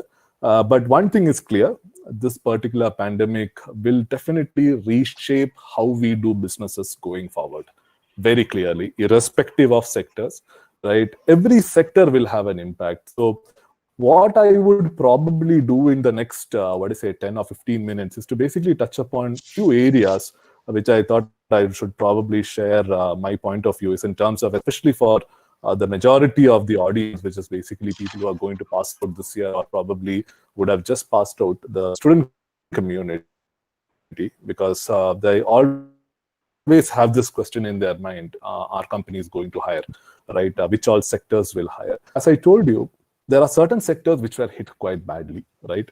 I'm not seeing any sort of hiring going to happen in those kind of sectors, be it entertainment, right, be it travel, tourism kind of sectors, right? However, let us not, as I keep on saying, let us any coin has another as a second side to it, right? It's not just the head, as a tail also. Similarly, every pandemic will have a positive and a negative takeaway. So the positive takeaway is that there are certain sectors which are booming big time today, right? So if you look at certain segments of the market today, be it in terms of sectors like, say, an e-commerce, right? There's a significant shift in buying behavior of people, right? I'm seeing more and more people are averse to going to a supermarket to buy grocery, right? They are now banking on the likes of a Grofers or a Big Baskets of the world in India, right? To basically, go ahead with their shopping needs, right? Even with the seasons, the festive season coming through, right? Many people, many of the retailers are telling me that they are not seeing too much of footfalls in their physical stores. So today, people are slowly and steadily going and spending online, right? This is a critical change in buying habit, which means the e-commerce sector is booming, right? In fact, few days back, there was this particular news article which was quoting that Amazon has plans to hire close to 100,000 people this year, right? Or Walmart, for that matter, on the delivery side, they want to probably hire close to 150,000 people. So these are sectors which will boom, right? On the IT infrastructure side, in fact, Rija could relate to this. There is a lot of strengthening on IT infrastructure, but again, in certain segments. For example, cybersecurity, for example. This is a segment which will definitely grow, right? So the technology sphere is actually going to see some sort of an uptick, right? The pharmaceutical, medical devices field, in fact, again, quoting one of my engagements with one of the medical devices companies, right? A pretty known brand. They were saying that Q1 was the best quarter in the last 8 years for them. Right, because be it in terms of ventilators, be it in terms of oximeters, any of the medical devices that we are talking about, right? There has been a significant uptick. So, which means these are few of the sectors which are going to hire going forward, right? Even though there has been certain conversations in multiple industry forums in terms of probably relooking into hiring plans, probably holding back, probably giving out a freeze on hires and things like that.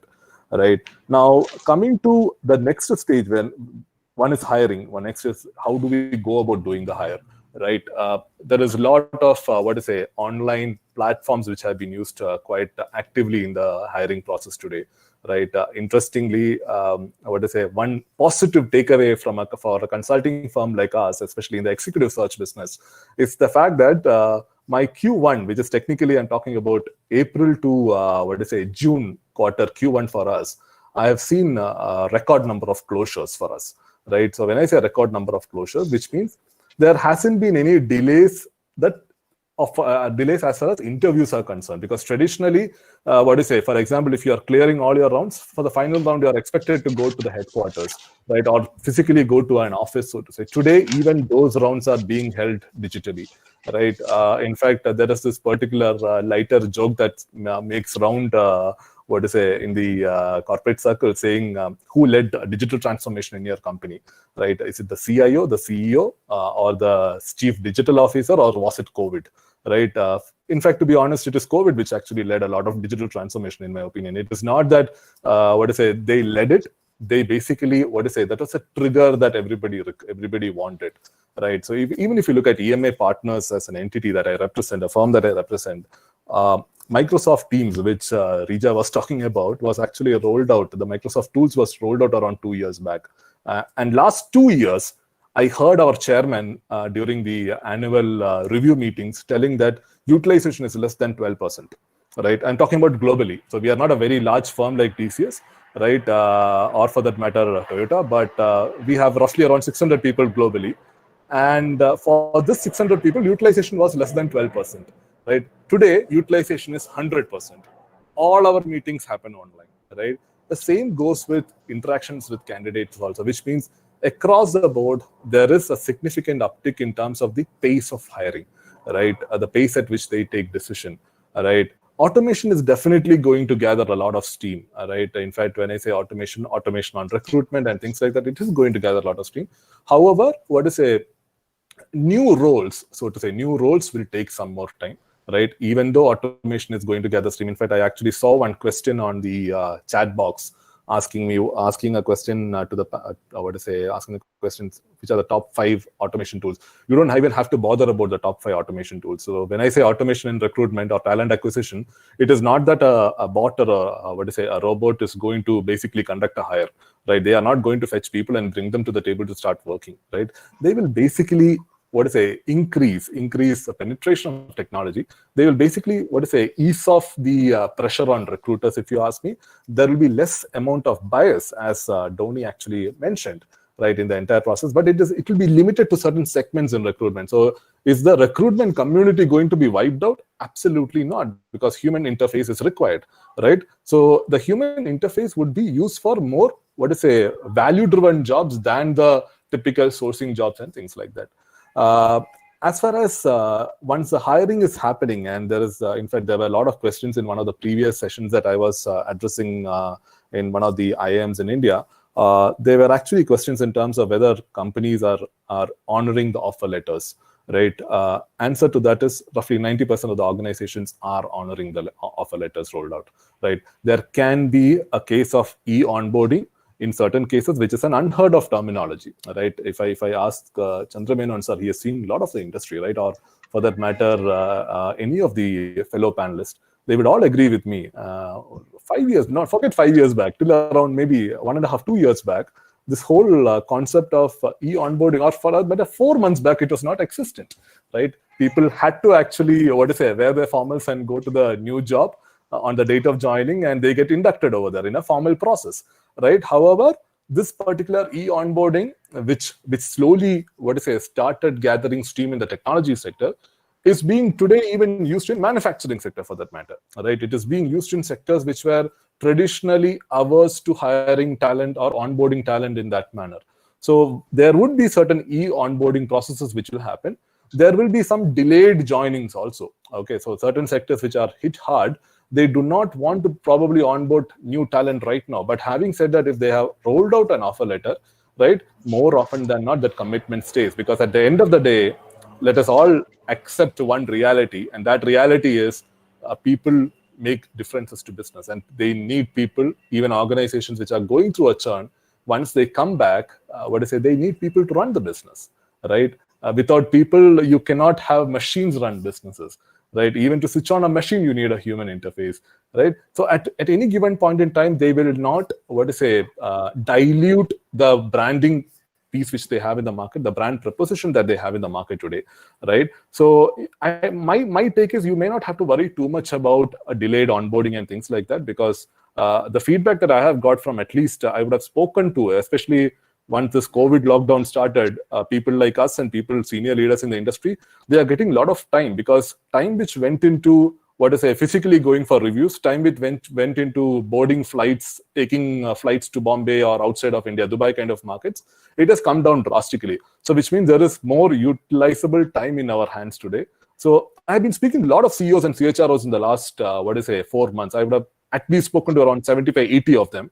And not even a single person has so far told me that they are going to revoke offer letters which has been given out. They may have a hiring freeze, but they are going to honor the offer letter. So if at all there is a concern in anybody's mind as to what organizations will do, there could be chances of a delayed onboarding, but that doesn't mean your offer letter is going to be revoked or anything of that sort, right?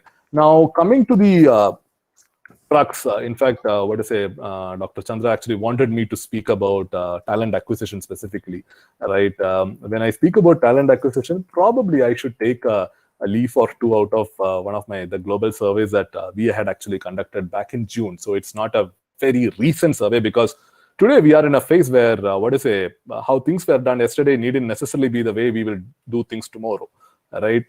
So even a survey which was done in June, I would call it slightly outdated, but pardon me for that. This is one survey which I had in my hand.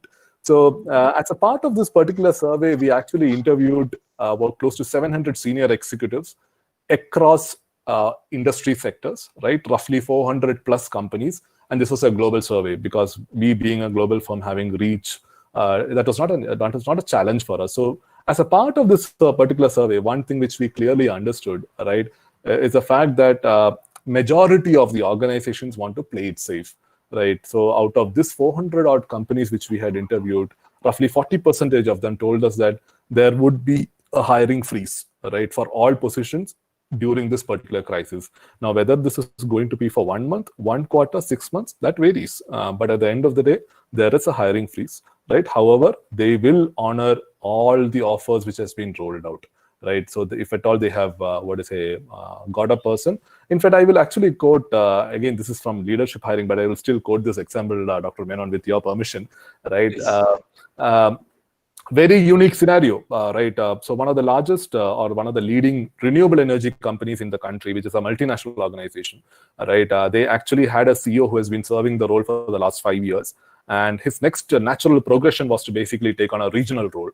And he was supposed to fly out on April 1st, once he closes down on the financial year in India. And he was to relocate to Singapore with his family to take on the new role as an Asia Pacific CEO for them, right? And they actually gave out a search, and the search was completed in January. And we had the person onboarded by mid of March, right? Unfortunately, April, there was no air travel, right? Suddenly, there's a big question mark in terms of what will he do in India, because he has already found his successor. He has already come on board, right? But having said that, they found their own ways of managing it. So the point I'm trying to drive over here is, while organizations may find it challenging to probably onboard right now, or for that matter, they may e-onboard you, right? At the end of the day, some amount of commitment or an association which is given by any organization, any respectable brand in the country, they will honor it. Point number one. Again, going back to my the survey which we conducted, roughly around 30% of the companies actually told us that they will continue to hire, right? Now, when I say continue to hire, their plans of hiring was decided back in Jan-Feb, and they are on track as far as their hiring plans for the year is concerned. And this includes the sectors which I mentioned to you about, right? Be it essential services, be it medical devices, be it pharmaceuticals, be it technology, right? There are certain sectors which obviously had communicated that, they will relook into the plan, but that is a smaller population, I would say. But considering the scale of this pandemic, for me, the 30% was quite, quite heartening to see, if you ask me, right? As far as professionals in this particular sphere is concerned, right, because I want to spend a few minutes on this also before I wind up. As far as professionals, because there are a lot of professionals who could go into the talent acquisition function, understand that there is a newfound reluctance from candidates to seek new professional endeavors, right? And equally the same way as the employers are now unlikely to commit financially, there is a reluctance. So which means it is quite important to focus on building relationships with people, especially if you are in the recruitment, industry, right? Use this opportunity to build relationship with top talent, right? We are speaking about layoffs, we are speaking about jobs becoming redundant, but understand at most importantly, right? The skills in demand will be in demand all the time, right? So let us not run away from it. There is this huge demand for analytics talent in the country today. There is huge demand for AI/ML talent in the country today. There is huge demand for manufacturing operations talent in the country today, right? The demand for these talent will continue to be there, because as long as organizations are there, the demand would be there. Companies will have to work on their reputation before they commence hires, right? Because there needs to be increased transparency. There needs to be proper communication. There needs to be a renewed focus on employer branding, especially the digital employer branding part of it, right? Without that, companies will struggle to hire, right? Considering that, the fact that I have spoken about a lot of negatives, I'll probably conclude with, some of the positives, right? While there is a lot of talk of localization of talent, right? Because today, one common theme that is emerging is from global to local, right? Globalization was a theme in 90s, but today we are talking about more localization. And the reason for this is because of the kind of scenarios that we went through, be it in terms of lockdown, which is not very big, but still there is a huge focus on localization of talent, right? Interestingly, while there is talk of localization, interestingly, there's a significant shift in talent yield for certain roles. Okay, now I'll quote an example over here. Dhoni, if I'm not wrong, Dhoni was actually speaking about Twitter allowing work from home, right, permanently. They don't want people to come back to office.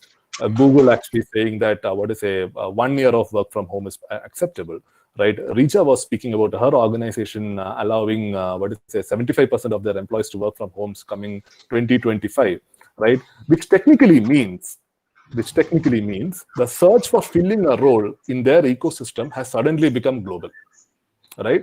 Which means they can hire an architect or a technology professional, right, who had to be based out in India to fulfill a role over here. Today, they can look at talent, be it in Israel, they can be it in US, be it in Europe for that matter, or for that matter in Australia, right?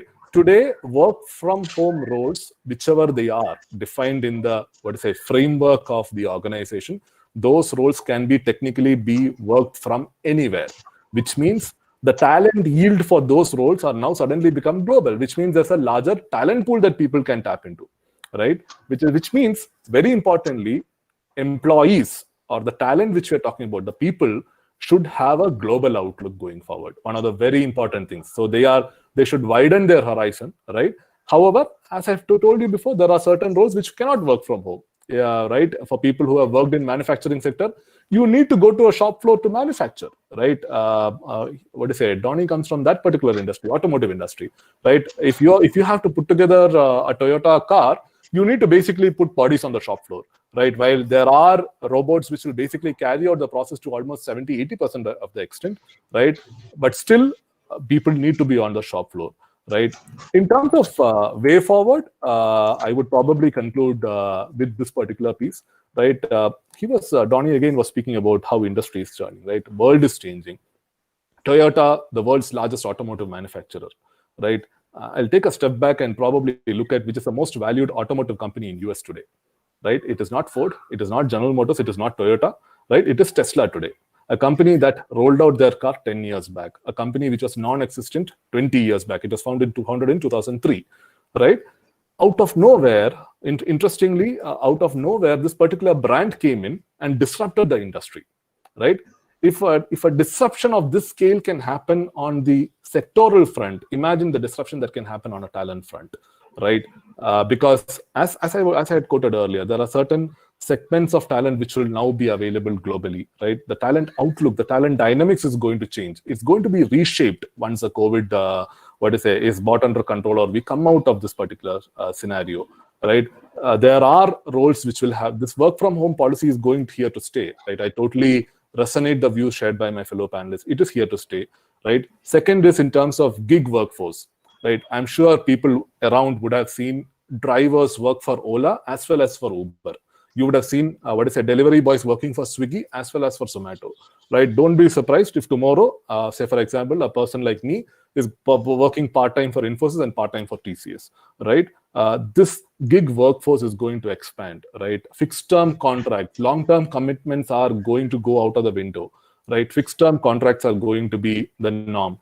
Global mobility, which was widely spoken about by all possible multinationals in the world, right? Today, they are talking about more constrained local internal mobility, right? When I say local internal mobility, can we probably pull out somebody who is doing supply chain planning and probably put him in supply chain deployment tomorrow, right? Because I don't want to basically increase the workforce over here, right? But having said that, with the kind of layoffs, or with the kind of, the scenario that we are seeing today, there are a lot of good talent available in the market. And this is a message I would probably leave for talent acquisition professionals or aspiring talent acquisition professionals, right?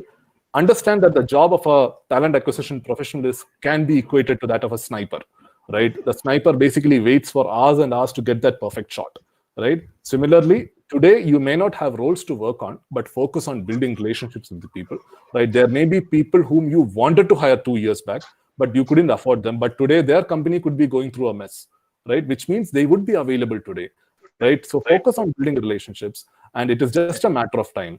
students understand one thing. People passed out in year 2000, right? Students passed out in year 2008 when financial meltdown happened, right? But when I look back, because I've hired a lot of people who passed out in year 2000, I have hired few people who passed out in 2007, 2008, right? Especially the consulting guys in the consulting industry, right? The best still continues to be hired, right? That's a message, because ultimately we are going through a terrible time. I'm not for a moment digressing from the fact that it is not a challenging time, but have faith in yourselves. Try to be the best in what you do, right? And over a period of time, your career will even out. Trust me, I have seen it, right? People who passed out in 2000 during the crisis and the ones who passed out in 2001 and 99, there wasn't much of a difference, if you ask me, right? So understand that this is a phase, right? It is just a matter of holding on tight, right? Things will improve. Positively, things will improve. In fact, I'm already seeing green shoots in the market today, right? It is just a matter of time. Be open, keep your eyes and ears open, right? Be open to opportunities that come your way. Don't be picky and choosy, right? And the future is positively bright for all of us. Thank you very much, Mr. Gopinathan. And we really appreciate you have ended the note in a very positive way, right? And there are so many questions, but I will confine only to 2 questions. Is it okay, Mr. Gopinath? Please, sir. I'm more than happy. Yes. One question is from a PhD scholar. She is an aspiring PhD scholar. She is having one request to you. I have browsed through various literatures in India and overseas. I am not able to find out the difference between skill and talent. Can you explain this in one line? So, see, from my perspective, right, talent is more attached to the people part of it, right? For me, talent yield is basically availability of people who can do a job, right? Skill is something which is basically can be taught over a period of time, right? Because over a period of time, say for example, I'm not skilled at doing an X job, right? But I'm truly skilled when it comes to doing a Y job. Right, with the proper interventions of learning and development, the person can be upskilled over here. Right, I'm not here to say that my definition is the right one. Right, I'm just sharing my point of view. This is Gopinathan's definition. Yeah, right? This is Gopinathan's definition. For me, talent is often associated with what is available. Right, what is available to be picked up. So talent is a very loosely coined term in my opinion. Right, but when it comes to skill has a lot of implications. Right, skill is very skill, competency, all these things are things which can be actually injected in one way or the other into people, right? One more question to you. As a MBA graduate coming out of any business schools in India, can you suggest top 2 skills that they should develop before they come out of the college education? Top 2 skills. Okay. According to you. In fact, I wouldn't call it skills, sir. Okay, but let me probably answer it slightly differently, right? My experience, again, as I told you before, I'm not going to answer it basis what I do in my organization, but I will answer basis what I do for my client organizations. Okay. Right. Okay. One thing which I have observed is that the biggest hurdle when it comes to absorbing a person into a job, I'm talking more from a leadership hiring perspective, but it will resonate across the value chain, right? It's the fact that it is more often than not an issue with the attitude, right? So I would probably say that having the right attitude will basically solve 90% of your issues. Okay, you said it. Right, when I say attitude, in fact, today morning I was having a conversation with one of the electric vehicle startup ecosystems, one of the CEOs over there. I asked him, why is that your organization is notorious in the market for having so much of churn, right? And the answer which he told me was like bang on. He told me that, Gopi, at the end of the day, I want people to be hands-on, right? I want them to have the right mindset. Because I have 25 years of experience, doesn't mean when my team is facing a challenge, he will sit back and say, hey, let my team come solve the issue over there. Ability to roll up the sleeves at the age of 50 and deliver is something which is quite important. Similarly, technology adoption, right? At the leadership level, technology adoption is not very easy, right? But at the junior level also, attitude becomes a key. Saying that I am passing out of, I'll probably take 2 leaves out of my experience of passing out from MBA. People were behind HR generalist roles, right? Nobody wanted to join consulting. Nobody wanted to join talent acquisition for that matter, right? But today, when I look back, let me tell you, I'm not quoting any personal experience over here, but the highest paid and the most happiest of the lot are the ones who actually went into core consulting, right? Because today, the consulting is a different animal altogether. The wealth creation opportunity associated with the opportunities, the career opportunities that comes along are in new, which means it is very important. If one message I have to communicate, keep your mind open. This is the time to experiment, guys, right? Because this is the time when you can try out various things. You cannot try out things when you have 2 kids and a family to look after and you are pushing your late 50s, right? This is the time to try out things. That is my message for all of you. Thank you. Thank you. Only last question before we say bye-bye. Srishma, hold on for 1 minute. Okay. Yes. Okay, sir. See, with the kind of expressions you have endowed on us with related to the industry and especially the economy, we are of the feeling that the gig economy is going to come very fast. It's a person, maybe it will gather more momentum. Absolutely. Or it will get accelerated. Is it good for the individual or good for the economy or good for whom? By and large. See, there are, again, I would probably add a small, disclaimer over here. When it comes to gig economy, not every role can be fulfilled by a gig economy professional. Understand that, right? It's only certain segments which can. Now, to answer your question, for somebody who was jobless, right? For somebody who's aspiring to become a technologist and he's not able to crack certain, I'll just quote an example. In fact, that will be easier and more easily relatable. One of my batchmates, I don't want to quote his name, he actually was unable to crack a TCS, he was unable to crack an Infosys, he was unable to crack an Oracle, because these are the first 3 companies that came to our campus. He was dejected, he fell apart, all those things happened. Then what he did is he actually took up projects, right? Internship projects. And you won't believe, he actually worked on at least 8-9 internship projects with different companies because he just couldn't find that job because he was too good at the technology, but he just couldn't crack an interview. Today, that particular individual has completed his PhD from a very respectable university in US and is currently working in Google. And that answers the question. So you should be, so when it comes to gig economy, gig is basically taking up a project, taking up a part-time job, or probably attaching yourselves to basically build a passion. If you're quite passionate about technology, you can actually explore gig economy, if you ask me, the gig workforce platform. Great. Appreciate. Thank you very much. And we are done. Now I am leaving to Akshay Sunil or Srishma Mohan to continue. Thank you so much, Mr. Gobinathan, for the wonderful session. Now, I cordially invite Dr. Chandrasekhar Sir to conclude the panel discussion. Yes, Sir, thank you very much. I promise everybody I will not take more than 2 minutes.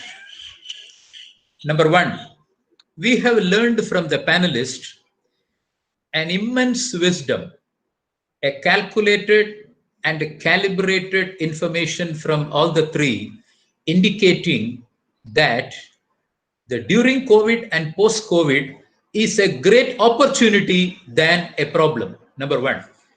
Number 2, the skill sets that conventionally considered to be good enough to get a job or to start a career is no longer true. We may have to acquire a lot of skill sets, especially the digital skill sets. And the future is going to be largely online than offline. I have seen a question in the chat box. Can I buy things through online or offline? I am worried about safety and security. And these people will be pushed behind over a period of time, because this was the same question asked when demonetization came. This was the same question asked when a lot of digitalization came. And today, a vast majority of the people are wedded to that. If somebody still say, I will buy only by cash and I will go through only physical face-to-face, I'm sorry. We are not going to be in the 21st and 22nd century. And that is the way the answer is given to us very candidly, very bewilderingly, and in a very simple way. I cannot ask anything better than this from a cumulative experience of, I repeat the word, 75 years, of which Gobinathan has a lot of reservation about his contribution. But believe me, Mr. Gobinathan, the experience and exposure is not related to number of years, it is number of exposures, and it is not even experience, it is the exposure that counts. And therefore, I am extremely happy and immensely pleased that this seminar, this webinar has given rise to a lot of thoughts which people can think about and take a connectivity to lead their life towards a better tomorrow. Thank you very much indeed. I am done for the day. Back to Srishma. Thank you, sir, for the enlightening words and for taking time out of your busy schedule. Thank you.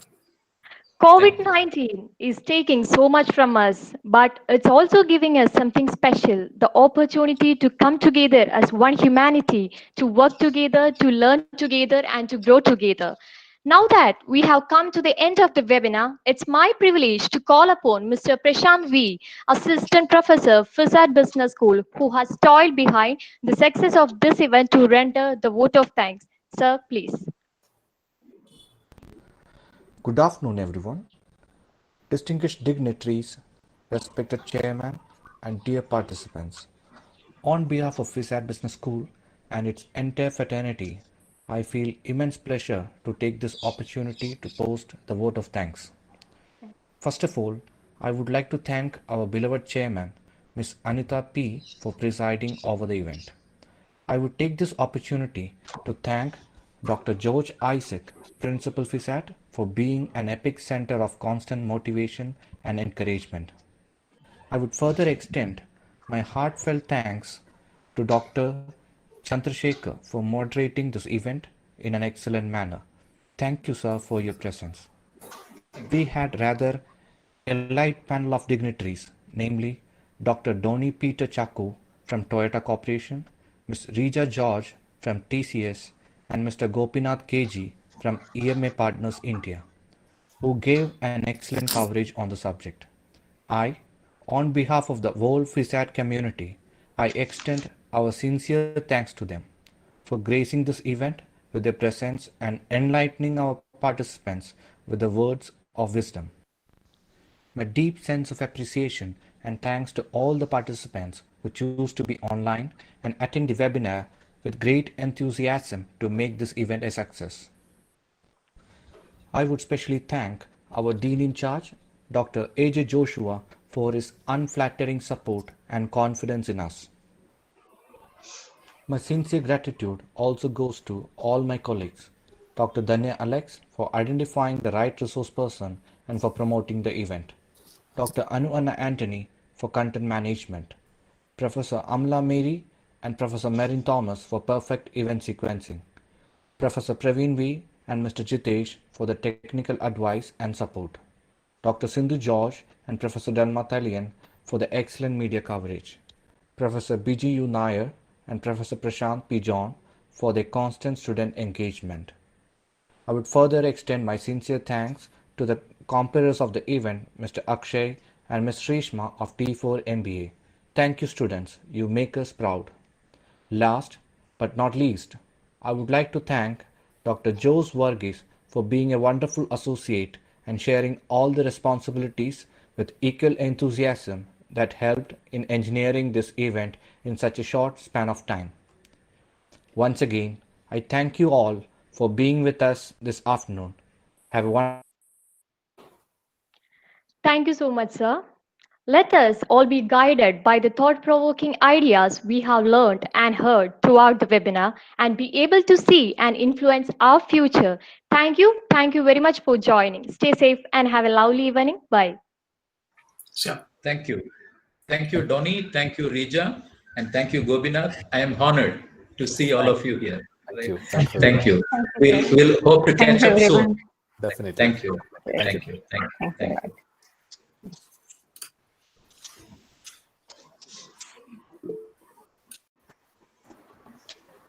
Chandrasekhar sir, it's a pleasure and privilege to have you on board. Thank you so much for this wonderful session. Thank you. Thank you, sir. Thank you.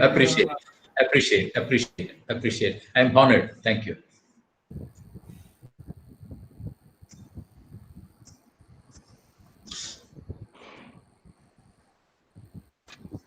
Thank you, sir. I'm Dr. Thank Joshua. you. Thank you, Dr. Joshua. Appreciate your gesture. Thank you very much indeed.